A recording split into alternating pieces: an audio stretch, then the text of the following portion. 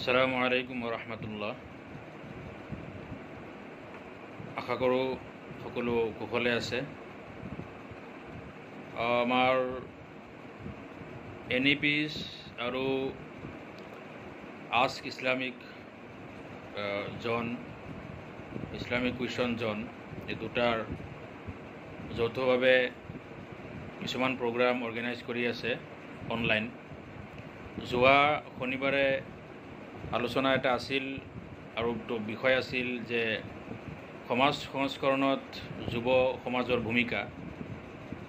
আৰু সেই লাইভত আলোচক হিচাপে মোৰ নামটো দিয়া আছিল, কিন্তু সময়ৰ অভাৱত যোৱা সপ্তাহত লাইভটো নহ'ল, ভিডিঅ'টো বনাব নোৱাৰিলোঁ। আজিও অলপ দৌৰাদৌৰিত অলপ ইফালে ইফালে, তথাপিও কিছুমান কথা ক'বলৈ মই ওলাইছোঁ। চাওক, ইছলামিক দৃষ্টিত আমাৰ বৰ্তমান যিটো সমাজ ব্যৱস্থা, অৰ্থাৎ আমাৰ মুছলিম সমাজৰ যিটো অৱস্থা, ইয়াত ইছলামিক দৃষ্টি কোৱাৰ বা মনত পেলাই দিয়াৰ প্ৰয়োজন নাই। সমাজৰ যিটো বিভিন্ন ধৰণৰ কুসংস্কাৰ, বিভিন্ন ধৰণৰ খুৰাফাত আৰু বিভিন্ন ধৰণৰ যিটো নিচা আৰু ড্ৰাগছ, মদ, জুৱা, দৰ্শন ইত্যাদি, যেনেকৈ পূৰ্বৰ তুলনাত বিশেষকৈ অশিক্ষিত সমাজত যেনেকৈ বৃদ্ধি পাইছে, বাঢ়ি গৈছে, এই ক্ষেত্ৰত আৰু কোনো ব্যাখ্যা এক্সপ্লেইন দিবলৈ কোনো প্ৰয়োজন নাই। সকলোৱে জানে যে পৰিস্থিতি কি হৈ আছে। কেৱল সমাধানৰহে প্ৰয়োজন। যে সমাধান কি হ'ব? জুৱাৰু বা মদাৰু বা দৰ্শকক মানে এটা বেআইনীভাৱেই হওক বা বিভিন্ন ধৰণৰ যি এটা পানিছমেণ্ট দিয়া হৈছে, পানিছমেণ্ট কিন্তু পাই আছে, শাস্তিৰ সন্মুখীন কিন্তু হৈ আছে। তো এতিয়া আমি আশা কৰিব পাৰোঁ নেকি যে এতিয়া পূৰ্বৰ তুলনাত এই অপৰাধবোৰ পূৰ্বৰ তুলনাত কমি আহিব? নিশ্চয় আমি আশা কৰিব পাৰোঁ। ইয়াত পজিটিভ ছাইড এইটোৱেই। কিন্তু কথাটো হ'ল, কেৱল প্ৰশাসনৰ প্ৰশাসনক দোষাৰোপ কৰি বা প্ৰশাসনক ওপৰত দায়িত্ব সামৰি আমি হাতত হাত ধৰি বহি থাকিলে হ'ব নেকি? আমাৰ এই মানে আমি যিসকলে সমাজত বাস কৰি আছোঁ, আমাৰ ওপৰত কোনো দায়িত্ব নাই নেকি এই ক্ষেত্ৰত? আলোচনা কেৱল সজাগতা সভা ইত্যাদি, লেখা মেলা, তাৰপিছত টক শ্ব', তাৰপিছত সমালোচনা ইত্যাদি আদিৰ ওপৰতে সীমিত কৰি বহি থাকিলে আমি নহ'ব।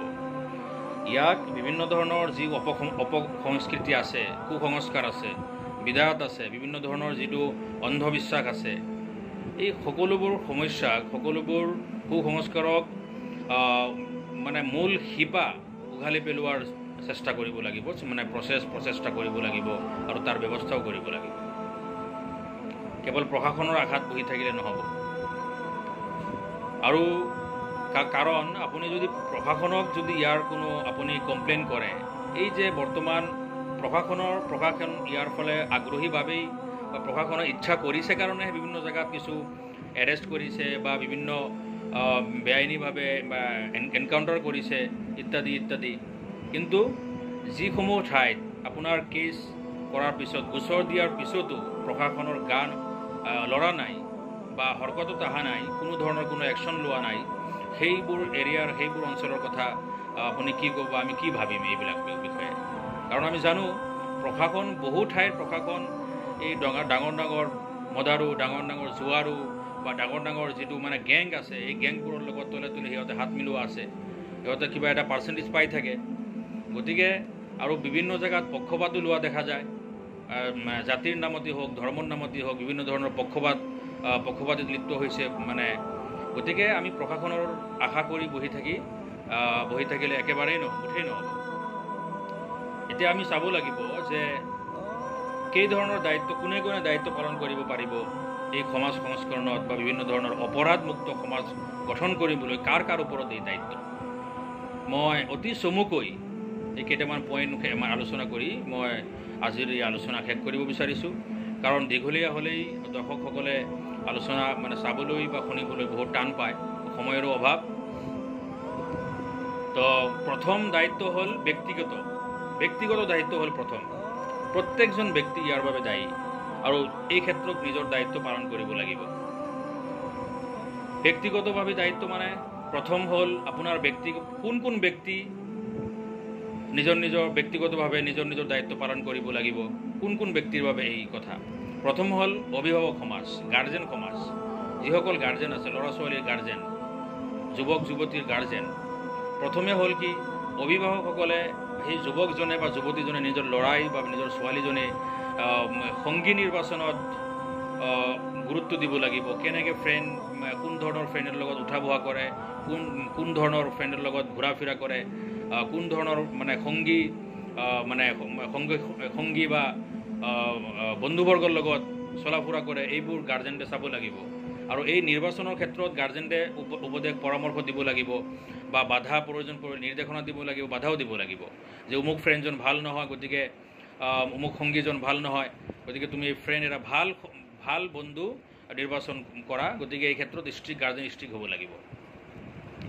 তাৰপিছত যিটো ৰুমত ল'ৰা ছোৱালী থাকে, সেই ৰুমত, সেই কোঠাত গাৰ্জেনসকলে চাব লাগিব, লক্ষ্য ৰাখিব লাগিব যে নিজৰ ল'ৰাজন, নিজৰ ছোৱালীজনী কোনো অবৈধ কোনো কামত বা অবৈধভাৱে কোনো ধৰণৰ কোনো অনলাইন কোনো নিচাত, কোনো জুৱাত, যেনেকৈ আজি ট্ৰেণ্ডিং বিভিন্ন ধৰণৰ এটা অনলাইন অবৈধ ব্যৱসায় যেনেকৈ চলি আছে, এই ধৰণৰ কোনো ধৰণৰ অবৈধ কামত জড়িত হোৱা নাইতো। কাৰণ আপুনিতো মেট্ৰিক বা হায়াৰ ছেকেণ্ডেৰী বা গ্ৰেজুৱেশ্যনত অলৰেডি মোবাইল হাতত দিলেই, এতিয়া অলপ চাবও লাগিব, খেয়ালো ৰাখিব লাগিব, কোন মোবাইলত ক'ত ভিজিট কৰে, ক'ত কি চায়, কোন ৱেবছাইটত ভিজিট কৰে, এইবিলাক আপুনি চাব লাগিব। যদি বুজি নাপায়, যি ব্যক্তিয়ে বুজি পায় তেওঁৰ দ্বাৰাই এই কামটো কৰাব লাগিব। তাৰপিছত আপুনি ল'ৰাক বা ছোৱালীক পকেট মানি যিটো দিয়ে, হোষ্টেলত হওক বা ঘৰত থকা অৱস্থাতেই হওক, হোষ্টেলত থকা অৱস্থাতেই হওক, মাহে যিখিনি টকা দিয়ে, সেইখিনি টকা কোন কামত খৰচ কৰে আপুনি এটা হিচাপ ল'ব লাগিব, এটা হিচাপ ৰাখিব লাগিব। যধে মধে বিচৰা মতেই আপুনি পকেট মানি যদি দি থাকে বা তাৰ অভ্যাস যদি আপোনাৰ আছে, টকা আছেই বাবে যদি আপোনাৰ এই অভ্যাস আছে, তেতিয়াহ'লে কিন্তু আপোনাৰ ল'ৰা ছোৱালী আপোনাৰ হাতৰ পৰা গ'ল, তাৰপিছত কিন্তু আফচোচ কৰি আক্ষেপ কৰি লাভ নহ'ব। তাৰপিছত আপোনাৰ ল'ৰা ছোৱালীক সময়ে সময়ে বিভিন্ন ধৰণৰ গঠনমূলক সভা, দিনী সভা, উলামাসকলৰ জলচাহত, মাজে মজলিছত মাজে ল'ৰা ছোৱালীক আপুনি পঠাব লাগিব, তাত বহিবলৈ বা তাত পাৰ্টিচিপেট কৰিবলৈ উৎসাহিত কৰিব লাগিব, যাতে তাৰ পৰা কিছু মটিভেট লৈ আহে, কিছু মটিভেশ্যন লৈ আহে, মটিভেটেড হৈ আহে, অলপ নতুন কথা কিছুমান শিকি আহে, নতুন এটা জজবা লৈ তাৰ পৰা যাতে আহিব পাৰে। তাৰপিছত আপোনাৰ ল'ৰা ছোৱালী স্কুল কলেজেই হওক বা হাট বজাৰেই হওক, ঘৰেই হওক, চৌদিশে এটা দিনী পৰিৱেশ এটা সৃষ্টি, এটা নৈতিক পৰিৱেশ এটা সৃষ্টি কৰাৰ এটা প্ৰচেষ্টা হাতত ল'ব লাগিব। এয়া হ'ল আপোনাৰ অভিভাৱকৰ ক্ষেত্ৰত এইকেইটা দায়িত্ব। নম্বৰ 1 এটা হ'ল ফ্ৰেণ্ড ছিলেক্টত আপুনি নজৰ দিয়ক, কোন ধৰণৰ ফ্ৰেণ্ডৰ লগত ঘূৰা ফুৰা কৰি আছে। নম্বৰ 2 ৰুমত কি কৰে 24 ঘণ্টা, ৰাতি হওক দিন হওক, আপুনি মাজে সময়ে তাত গৈ আপুনি মোবাইল হওক বা তাৰ টেবুল হওক, তাৰ বিচনা হওক ইত্যাদি আপুনি অলপ নজৰ ৰাখিব লাগিব। কাৰণ কোনো ধৰণৰ আজিৰ দিনত মুঠেই বিশ্বাস নাই যে বহু কম সময়ৰ ভিতৰতে কোন ধৰণৰ অপৰাধত জড়িত হৈ যাব পাৰে। নম্বৰ 3 পকেট মানি আপুনি হিচাপ কৰিহে দিব লাগিব। নম্বৰ 4 ওলামা আৰু ভাল গঠনমূলক সভাত, আপোনাৰ মিটিঙত বা বিভিন্ন মজলিছত ল'ৰা ছোৱালীক পঠাব লাগিব আৰু তাৰ পৰা নতুন আলোচনা শুনাৰ বা মটিভেটেড হোৱাৰ এটা ব্যৱস্থা কৰিব লাগিব। এইকেইটা বস্তু। ছেকেণ্ড হ'ল আপোনাৰ ব্যক্তিগত দায়িত্বৰ দ্বিতীয়জন ব্যক্তি হ'ল বন্ধু, ফ্ৰেণ্ড। আপুনি যদি আপোনাৰ কোনো বন্ধুৱে যদি এই ধৰণৰ কোনো ধৰণৰ অবৈধ কামত, কোনো ধৰণৰ অপৰাধত জড়িত হৈছে বা জড়িত হ'ব গৈ আছে, তো সেই বন্ধুক যদি আপোনাৰ বন্ধু হয় আৰু আপুনিও প্ৰকৃত বন্ধু আৰু আপুনি ভাবে যে বন্ধুত্বৰ দায়িত্ব আপুনি পালন কৰিব বিচাৰিছে, তেতিয়াহ'লে আপুনি আপোনাৰ নিজৰ দায়িত্ব পূৰণ কৰক।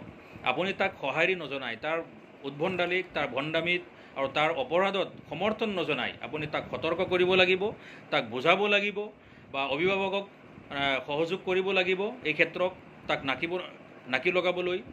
বা আৰু কোনো ভাল ব্যক্তি যদি থাকে, যদি কোনো টিচাৰ থাকে, এই টিচাৰৰ জৰিয়তে হ'লেও আপোনাৰ বন্ধুক লাইনত আনিব লাগিব। এই ক্ষেত্ৰত আপুনি আপোনাৰ দায়িত্ব পূৰণ কৰিব লাগিব। বি দ্য বেষ্ট ফ্ৰেণ্ড, আপুনি বেষ্ট ফ্ৰেণ্ড হোৱাৰ চেষ্টা কৰক। ভাল কামত আজে বাজে কামত, অবৈধ কামত, ফেক ৰিলেশ্যনৰ ক্ষেত্ৰত আপুনি সমৰ্থন কৰি এটা পৰিৱেশ নষ্ট কৰাৰ আৰু তাৰ লাইফ বৰবাদ কৰাৰ, ধ্বংস কৰাত, তাৰ অভ্যাস, আপোনাৰ বন্ধুজনৰ অভ্যাস, হেবিট বেয়া কৰাত আপুনি কোনো ধৰণে মুঠেই কোনো ধৰণৰ আপুনি সহযোগ কৰিব নোৱাৰিব। তেতিয়াহে আপুনি এজন ভাল বন্ধু হ'ব পাৰিব। এইটো হ'ল দুটা, গাৰ্জেন, তাৰপিছত ফ্ৰেণ্ড। নম্বৰ 3 হ'ল ওলামা বা ধৰ্মীয় গুৰু। নম্বৰ 4 হ'ল শিক্ষক। নম্বৰ 6 হ'ল আপোনাৰ ইমাম। ওলামাসকলেও নিজৰ দায়িত্ব পূৰণ কৰিব লাগিব। মাদ্ৰাছাৰ পৰা ওলাই, নিজৰ ক্লাছৰুমৰ পৰা ওলাই হাটে বজাৰে, গাঁৱে ভূঞে বিভিন্ন ধৰণৰ সংস্কাৰমূলক সভা, পকেট মিটিং, পকেট অভিযান কৰিব লাগিব। যদি লেখক লিখিব লাগিব, আৰু যদি সংগঠনৰ লগত জড়িত তেতিয়াহ'লে সেই সংগঠনৰ উদ্যোগত বিভিন্ন ধৰণৰ পদক্ষেপ গ্ৰহণ কৰিব লাগিব। আৰু আজিৰ দিনত মই কওঁ যে এইটো ফৰজ আৰু ৱাজিবৰ দৰ্জাটো পৰিণত হ'ব গৈ পাৰে। ইমান কৰ্তব্য আৰু গুৰুত্বপূৰ্ণ হৈ পৰিছে এইটো। মুঠতে কেৱল মাদ্ৰাছা, কেৱল শিক্ষকতাত আপুনি সীমিত নহৈ আপোনাৰ ব্যক্তিত্বত সামগ্ৰিকভাৱে আপুনি ব্যৱহাৰ কৰিব লাগিব। তাৰপিছত আছে শিক্ষক। শিক্ষকৰ দায়িত্ব মানে নক'লেও হয়। শিক্ষকে ক্লাছৰুমত, স্কুলত, কলেজত, ক্লাছৰুমত কেৱল পাঠৰ কিতাপৰ শিক্ষা নিদি মূল্যবোধ শিক্ষা, নৈতিক শিক্ষা আদিও পাঠদান কৰিব লাগিব, আদিও ছাত্ৰ ছাত্ৰীক শিকাব লাগিব। তাৰপিছত স্পেচিয়েলি যিবোৰ আজি অনলাইন যোৱা, তাৰপিছত মানে শ্বৰ্ট টাইম ইনকাম, তাৰপিছত আপোনাৰ বিভিন্ন ধৰণৰ ফেক ইনকাম, ফেক ৰিলেশ্যন আদিৰ ওপৰত বিতংভাৱে আলোচনা কৰিব লাগিব। আৰু এইবোৰৰ বেনিফিট আৰু এইবোৰৰ যিটো লছ, যিটো ক্ষতি, যিটো ধ্বংসৰ ছাইডবোৰ, এইবোৰ ছাত্ৰ ছাত্ৰীৰ আগত বিতংভাৱে দাঙি ধৰিব লাগিব, লজিকেলি আৰু যুক্তিসংগতভাৱে, যাতে ছাত্ৰ ছাত্ৰী এইবিলাক শুনি বুজিব পাৰে আৰু নিজকে কণ্ট্ৰল কৰি ৰাখিব পাৰে। শিক্ষকৰ দায়িত্ব পূৰণ কৰিব লাগিব। কোৱা হয় যে শিক্ষা আৰু শিক্ষকৰ মূল আৰু অন্তিম উদ্দেশ্যই হ'ল চৰিত্ৰ গঠন। গতিকে চৰিত্ৰই যদি গঠন নহয় ছাত্ৰ ছাত্ৰীৰ, তেতিয়াহ'লেতো আপুনি 10 বছৰ অংক শিকাই, ইংলিছ শিকাই, এৰাবিক শিকাই কোনো লাভ নাই, ফেকা শিকাই কোনো লাভ নাই, যদি ছাত্ৰীজনী যদি আপোনাৰ মানে ভাল চৰিত্ৰ, উত্তম চৰিত্ৰৰ গৰাকী যদি নহয়। ইমামেও, মছজিদৰ এজন ইমাম এজন এটা সমাজৰ মুৰব্বী, ক'বলৈ গ'লে এটা মহল্লাৰ মুৰব্বী। গতিকে আজিকালি দেখা যায় যে ইমামসকল কেৱল নামাজ পঢ়োৱাৰ দায়িত্বত লিমিটেড হৈ থাকে, আৰু নামাজৰ লগতে কিছুমান শ্বৰ্ট টাইম কিছুমান ইনকাম আছে, তাবিজ ইত্যাদি এইবিলাক জড়িত হৈ থাকে। কিন্তু সমাজৰ প্ৰতি যিটো এটা দায়িত্ব, এই দায়িত্বৰ মানে প্ৰতি বহুত অৱহেলা কৰা দেখা যায়, যাৰ ফলত মানে বহুত মুছল্লিসকল আছে এনেকুৱা যে ইচ্ছা থকা সত্ত্বেও ইছলামৰ বিষয়ে দিনৰ সম্পৰ্কে জানিব নোৱাৰে, সিহঁতে সুবিধা নিদিয়াৰ বাবে। আৰু দেখা যায় যে সেই প্ৰতিটো মহল্লাতে মছজিদৰে মহল্লা আছে, আৰু মহল্লাৰ ইমামো আছে, কিন্তু ইমাম আৰু মছজিদ আৰু মহল্লা থকাৰ পিছতো সেই একেই মহল্লাৰ বহুত কেইজন যুৱক, বহুত কেইজন যুৱতী বিভিন্ন ধৰণৰ অবৈধ কামত জড়িত হোৱা দেখা যায়, মুছলিম সমাজত স্পেচিয়েলি। গতিকে এই ক্ষেত্ৰত ইমামসকলে গুৰুত্বপূৰ্ণ ভূমিকা পালন কৰিব লাগিব। শুকুৰবাৰৰ বয়ান টপিক বিষয় ভিত্তিক হ'ব লাগিব। কোনো আজে বাজে এটা কাহিনী, একেধৰণৰ কথা খালি গাই থাকিলেই শুকুৰবাৰে নহ'ব। টপিক ৱাইজ অভিযানমূলক আলোচনা কৰিব লাগিব, আৰু আপোনাৰ ছিৰিজ ৱাইজ আলোচনা কৰিব লাগিব, যিহেতু সময় কম থাকে। এই ক্ষেত্ৰত আমাৰ লগতো যোগাযোগ ৰাখিব পাৰে, ইছৰাৰ লগতো যোগাযোগ কৰিব পাৰে, যোৰা ৰাখিব পাৰে, বা আপোনাৰ ওচৰত যদি কোনো তেনে যোগ্য ভাল অভিজ্ঞ আলিম আছে, তেওঁৰ লগতো আপুনি যোগাযোগ কৰি এই অভিযান আপুনি আৰম্ভ কৰিব পাৰে। মাহিলী সভা বা সাপ্তাহিক সভাও আপুনি কৰিব পাৰে যুৱকসকলক লগত লৈ, কমিটিক লগত লৈ। গতিকে এই ক্ষেত্ৰত ইমাম বিৰাটেই সচেতন হ'ব লাগিব। এজন ইমাম, ভাল যদি ইমাম, বিশেষকৈ ইমাম যদি আলিম নহয়, তেতিয়াহ'লেতো সেই মহল্লা, সেই মানে গাঁও আৰু বৰবাদ। গতিকে এজন সচেতন ইমাম হিচাপে মানে নিজৰ দায়িত্ব পালন কৰিব লাগিব। স্পেচিয়েলি যিটো তবলিগী জামাতৰ কাম, তাতো আপুনি সমৰ্থন জনাব পাৰে। তবলিগী জামাতো আপোনাৰ ব্যক্তিগতভাৱে নিজৰ দায়িত্ব পালন কৰিব লাগিব। কেৱল গতানুগতিকভাৱে জামাতত ওলোৱা, মানে তাৰপিছত জামাতৰ পৰা আহি আকৌ ঘৰত বহি যোৱা, সেই গতানুগতিকভাৱে সময়মতে তালিম কৰা ইত্যাদি, এইবিলাকত এটা পৰম্পৰাগতভাৱেও আজি পৰিণত হৈ আছে। কোনো ধৰণৰ এটা চিন্তা ফিকিৰ লৈ কাম কৰা দেখা যোৱা নাই। কিছুমান মছজিদত আছে য'ত ফিকিৰমন ছাতি আছে, চিন্তা মানে চিৰিয়াছ ছাতি য'ত আছে, জামাতি ছাতি আছে, তাত হয়তো কিছুমান কাম হৈ আছে। কিন্তু সচৰাচৰ দেখা যায় সচৰাচৰ মছজিদবোৰত এই যেনে তেনেকৈ আগৰ দৰেই মোটামুটিকৈ এই যেনে তেনেকৈ এই কামবোৰ চলি আছে। এয়া হ'ল আমাৰ ব্যক্তিগতভাৱে দায়িত্ব। 2 নম্বৰ দায়িত্ব হ'ল সামাজিক দায়বদ্ধতা। এই অপৰাধমুক্ত সমাজ গঠন কৰাত সামাজিক দায়বদ্ধতা কি হ'ব পাৰে? সামাজিক দায়বদ্ধতা চাওক, আজিৰ যি দল সংগঠন আছে, বিভিন্ন ধৰণৰ NGO আছে, বিভিন্ন ধৰণৰ ট্ৰাষ্ট আছে, কিছুমান সময়ত দেখা যায় কিছুমান প্ৰজেক্ট আহে NGOৰ হাতত বা ট্ৰাষ্টৰ হাতত। সেই NGO আৰু ট্ৰাষ্টবোৰে কি কৰে, কেৱল মানে পইচাটো আৰু কেৱল এই আঁচনিটো মানে হাতত আনিবলৈ, পইচাখিনি কোনোমতে হাতত আনিবলৈ যেনে তেনেকৈ কিছুমান ফ্লেগ চেগ বনাই, কিছুমান আপোনাৰ প্লে কাৰ্ড বনাই মানে বন্ধ কৰক ইত্যাদি কৰি নিজৰ মানে যিটো কাৰ্যসূচী আছে, প্ৰজেক্ট আছে, এইটো কমপ্লিট কৰা দেখা যায়। তাত কোনো ধৰণৰ আন্তৰিকতা দেখা পোৱা নাযায়। গতিকে এই ক্ষেত্ৰত অলপ এতিয়া আজিৰ দিনত অন্তত এইটো বন্ধ কৰিব লাগিব, অলপ সচেতন হ'ব লাগিব। যদি আপুনি কিবা এটা ফাণ্ড পাইছেই, আপুনি যদি এটা পদক্ষেপ লৈয়েই আছে, তেতিয়াহ'লে অলপ চিৰিয়াছলি লওক, অলপ মনোযোগ দিয়ক, অলপ আন্তৰিকতাৰে অলপ সেই পদক্ষেপটো গ্ৰহণ কৰক, যাৰ দ্বাৰাতে অন্তত এজন মানুহৰ যাতে এটা উপকাৰ হয়, এটা সমাজত যাতে এটা প্ৰতিক্ৰিয়া সৃষ্টি হয়। গতিকে মদৰ বিৰোধী হওক, বিভিন্ন ধৰণৰ নিচাৰ বিৰোধী হওক, বিভিন্ন ধৰণৰ যি সজাগতা সভাবোৰ NGO ট্ৰাষ্ট আদি সংগঠনে যদি কৰে, একটো হয় কৰিব লাগে। যদি কোনো ফাণ্ড অহাও নাই, তথাপিও এইবোৰ কাৰ্যসূচী গ্ৰহণ কৰিব লাগে বৰ্তমান। আৰু যদি ফাণ্ড আহিছে তেতিয়াহ'লে আৰু ভাল কথা। এই ফাণ্ড মতে আপুনি ভালকৈ ফাণ্ডো পাইছে, আপুনি কামটো ভালকৈ কাৰ্যকৰী কৰক, যাতে মানে সমাজ আৰু সেই যুৱ সমাজেই হওক বা এই ছাত্ৰ ছাত্ৰী সমাজেই হওক, সেই সমাজখনে যাতে তাৰ দ্বাৰা উপকাৰ তাৰ যাতে হয়। আৰু যদি কোনো জাগাত, কোনো এৰিয়াত যদি তেনে কোনো সংগঠন নাই, কোনো দল নাই, গোট নাই, আপুনি সামাজিকভাৱে কাম কৰিবলৈ স্পেচিয়েলি আপুনি যুৱকসকলক লৈ, ইমামসকলক লৈ, শিক্ষিত সমাজক, ছাৰসকলক, শিক্ষকসকলক লৈ এটা স্পেচিয়েল টীম এটা আপোনালোকে বা আমি প্ৰস্তুত কৰিব পাৰোঁ।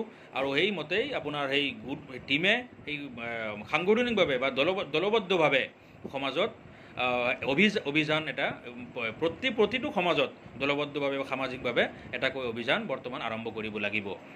যদি পুৰণি কোনো সংগঠন দল আছে, সেই দলৰ সংগঠনৰ উদ্যোগত কৰক, নহ'লে নতুন কোনো টীম প্ৰস্তুত কৰি সেই টীমৰ উদ্যোগত এনেকৈ অভিযান আৰম্ভ কৰক।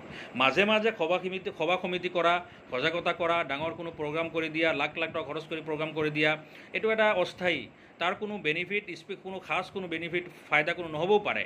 আৰু আনকি বহু জেগাত এনে কোনো ফাইদা নোহোৱাই বেছিভাগ দেখা যায়। গতিকে কণ্টিনিউভাৱে অভিযান যদি আপুনি গ্ৰহণ কৰে, আপুনি কণ্টিনিউভাৱে বিভিন্ন জেগাত যদি কাৰ্যসূচী পালন কৰে, সাপ্তাহিকে হওক, মান্থলি হওক, 3 মাহৰ মূৰে হওক, গাঁও বাই গাঁও, তাৰপিছত আপোনাৰ ৱাৰ্ড বাই ৱাৰ্ড, মছজিদ মহল্লা বাই মহল্লা, যদি এনেকৈ যদি প্ৰগ্ৰাম আপুনি কাৰ্যসূচী কৰিব পাৰে, আপোনাৰ বিভিন্ন বিষয়ত আলোচনা কৰি, লাগিলে আধা ঘণ্টাৰ প্ৰগ্ৰাম, 1 ঘণ্টাৰ প্ৰগ্ৰামেই হওক, তেতিয়াহ'লে এই তেনেকুৱা কাৰ্যসূচীয়েহে সমাজত ভাল এটা মানে ভূমিকা পালন কৰিব আৰু ভাল এটা মানে উপকাৰী হ'ব আৰু এটা ভাল এটা পৰিৱৰ্তন আনিবলৈ সক্ষম হ'ব।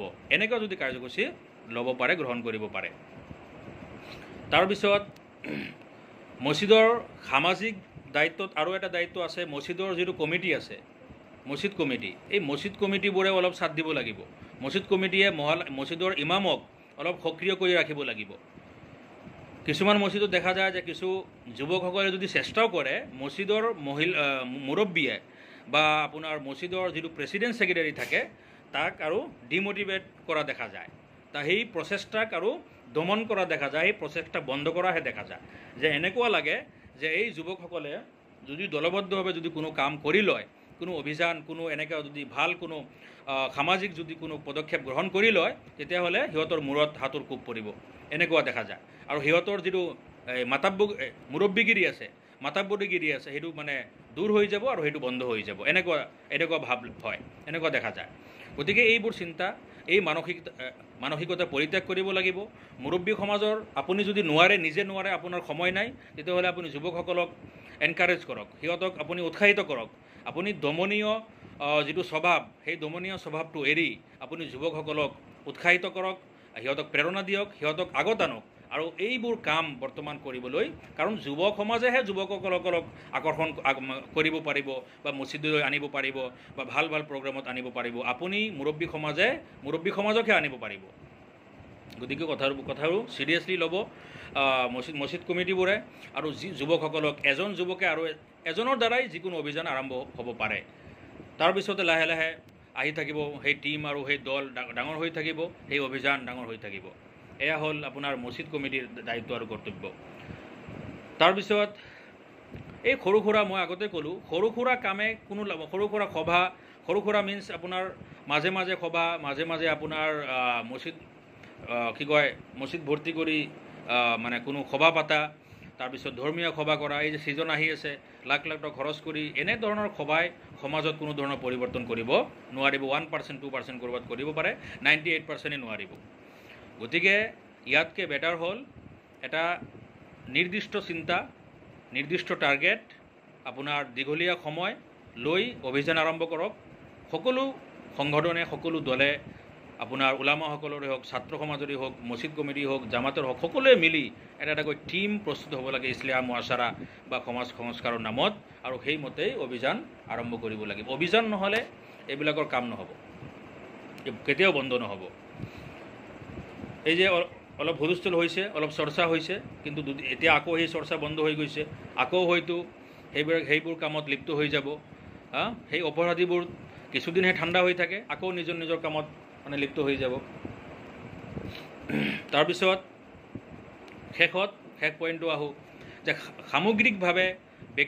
সামগ্ৰিকভাৱে সেই ব্যক্তিসকলেই হওক, অভিভাৱক বা ফ্ৰেণ্ড বা আপোনাৰ শিক্ষক বা ইমাম বা আপোনাৰ মছজিদ কমিটি, এই সকলোৰে মূলতে কৰণীয় কি হ'ব পাৰে, কি মানে কাৰ্যসূচী গ্ৰহণ কৰি আমি এই অপৰাধবোৰ আমি দূৰ কৰিব পাৰোঁ। তো এই ক্ষেত্ৰত মই ক'ব বিচাৰিম, প্ৰথমে হ'ল আপোনাৰ দ্বীনী শিক্ষা।